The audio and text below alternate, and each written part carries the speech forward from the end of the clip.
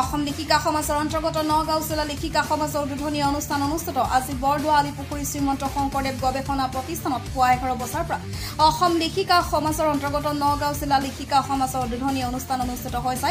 উক্ত অনুষ্ঠানৰ আৰম্ভণিতে সুধাকণ্ঠ ডক্টৰ ভূপেন হাজৰিকা স্মৃতিত্বৰ প্ৰতিচ্ছবি বন্তি প্ৰজ্বলন কৰে অসম লেখিকা সমাজৰ সভাপতি পদুমী গগৈ। ইয়াৰ পিছত দীপালী দেৱীৰ সভাপতিত্বত মায়ামণি দেৱীৰ উদ্দেশ্য ব্যাখ্যাৰে মূল সভা অনুষ্ঠিত কৰি বিশিষ্ট অতিথিসকলক আদৰণি জনায়।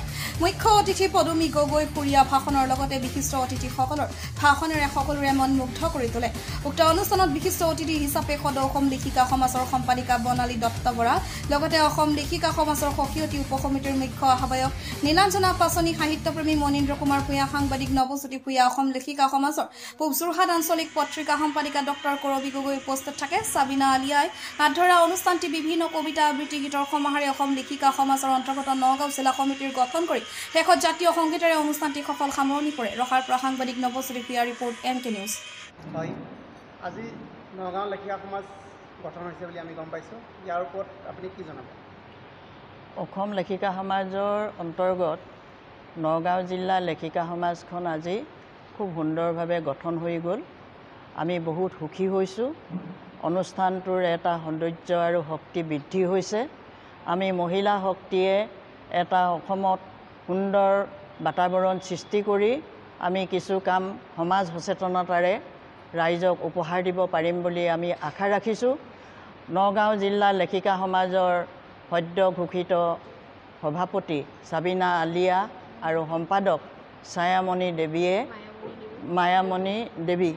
মায়ামণি দেৱীয়ে সুন্দৰভাৱে আগুৱাই লৈ যাব। তেওঁলোকৰ নেতৃত্বত আমি অসম লেখিকা সমাজে বহুতখিনি আমি কাম কৰিব পাৰিম বুলি আশা ৰাখিছোঁ। নগাঁও জিলাখন এটা ঐতিহ্যমণ্ডিত ইতিহাস আছে। ইয়াত শংকৰদেৱৰ মাধৱদেৱৰ যি অৱদান, সেই অৱদানেৰে পুষ্ট হৈ আজি শংকৰদেৱৰ গৱেষণা কেন্দ্ৰত আমি এই অনুষ্ঠানটো পালোঁ।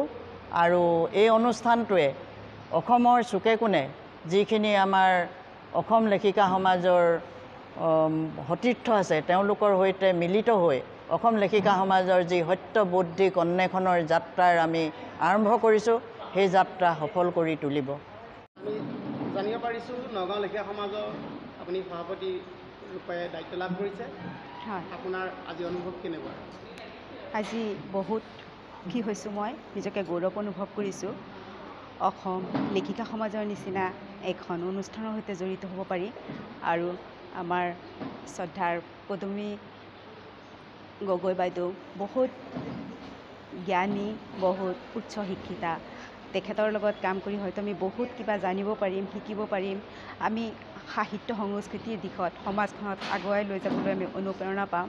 আজি বহুতেই ভাল লাগিছে। এই মঞ্চৰ জৰিয়তে যাতে আমি নগাঁও জিলাৰ যি বহুত সাহিত্যৰ দিশত আগবঢ়াই লৈ যাব পাৰোঁ, তাৰ বাবে আমি চেষ্টা কৰিম।